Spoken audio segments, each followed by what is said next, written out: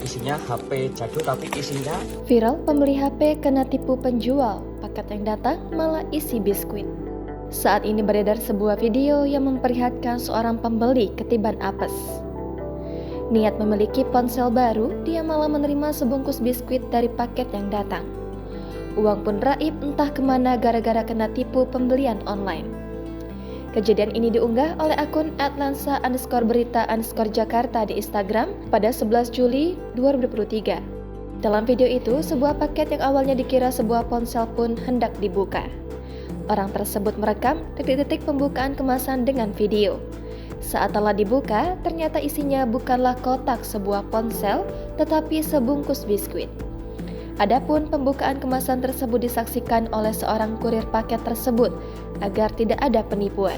isinya HP jadul tapi isinya Roma kelapa. Kena prank penjual marketplace nih teman-teman. Untuk hati-hati dalam pembelian di marketplace di Facebook, upayakan transfernya ke marketplace yang benar-benar aman.